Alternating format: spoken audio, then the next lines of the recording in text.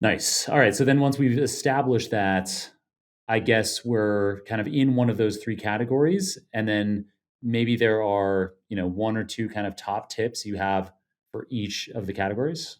Yeah, well, so once we know what kind of conversation we're having and we lean into it a little bit, so what do we do next? So, what we do next is oftentimes that's what sets us up for a good conversation. But then what happens next that's critical is that we have to prove to each other that we're listening. And sometimes we prove that we're listening just by asking a follow up question, right? Someone says, like, oh, I went to my kid's graduation. Oh, what did that feel like? Oh, it felt amazing. I thought about my parents. Oh, like, what did your parents tell you before you went to college, right? Follow up questions show that I'm listening. But there are other times that we are discussing things that are more difficult to discuss. And these are known within psychology as conflict conversations. And a conflict conversation is like when we disagree with each other and we're discussing our disagreement, when we just come from different perspectives, when we're talking about something that's hard. And even if we agree with each other, like it's just a difficult thing to discuss. If there's any tension in the conversation, it usually becomes a conflict conversation.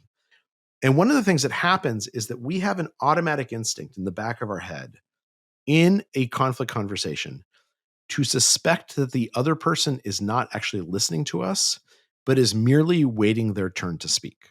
Right? We've all been in that situation where, like, and even if they ask a question, they're like, where did you go on vacation? And you tell them, and you realize within 15 seconds, they don't care where you went to on vacation. They just want to tell you about their vacation, right? The yacht that Mhm. they rented. And so we have to somehow overcome that suspicion. So, quick question for you. So, that kind of conflict conversation, that isn't a fourth category, is it? It's kind of like any of these three categories could be. Anything can become a conflict conversation. If we're Okay. disagreeing about where we ought to go on vacation next month, it's a conflict conversation that kind of is rooted in practicalities. If I'm telling you how I feel and you're feeling defensive, that's a conflict conversation that's rooted in emotion. So a conflict conversation is basically just defined by whether there's tension. And this happens often, right? Like there's a lot of conversations. If you go to a party and you start a conversation and you're not certain how to end it, you're feeling kind of socially awkward. That's a conflict conversation because it's just creating tension within you or the other person or both of you. And so the question is, how do we overcome that conflict? How do we overcome that suspicion that the other person isn't really listening? And there's actually a technique for this, which is known as looping for understanding and has three steps. Step one is you should ask a question, preferably a deep question. Step two is after the person has answered that question, repeat back in your own words what you heard them say.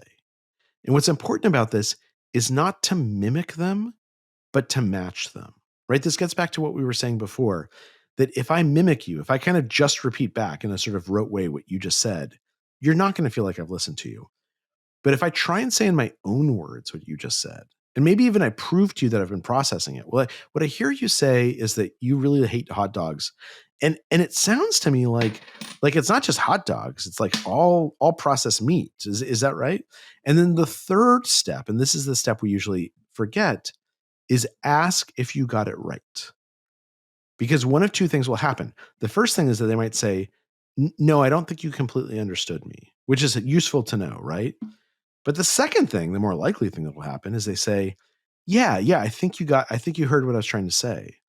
And what just happened in that moment is that I asked you for permission to acknowledge that I was listening to you. And you gave me permission to acknowledge that. And as a result, you become more likely to listen to me in return. And that's how we prove that we're listening in a conflict conversation.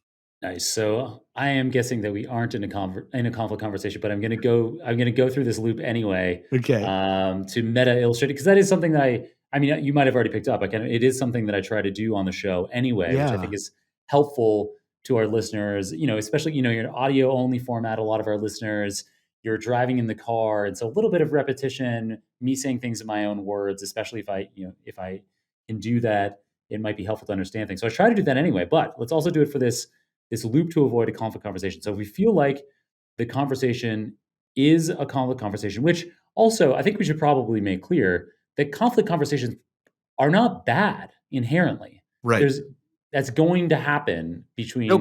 And Yeah. conflict conversations are actually good, right? Usually the most important conversations we have are conversations with a little bit of tension in them, right? I want to Mhm, discuss mhm. something important with my wife. I want to talk about something that I'm actually kind of scared to talk about. Conflict conversations are really, really good. Yeah, yeah, yeah, for sure. So, but to keep those conflict conversations from kind of going off the rails, which they can, where things can you can have this crescendo of emotions, and people get defensive.